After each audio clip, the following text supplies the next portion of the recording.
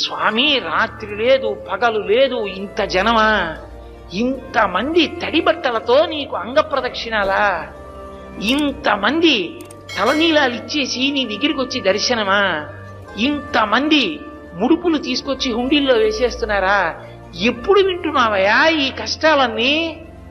కళ్ళందుకే ఇలా నామాలు పెట్టేసుకుని నిద్రాముద్రాం నిఖిల జగతి రక్షణే జాగరూకం అని దక్షిణాయనంలో పడుకున్నవాడు ఆంతరంగంలోకి చూసినట్టు వచ్చే వాళ్ళ మనస్సులు చూస్తాడు.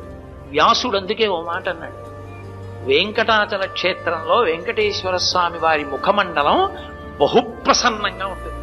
ఒక్కొక్క రోజున ఎంతో సంతోషంగా ఉంటుంది. అర్థం ఏమిటో తెలుసా?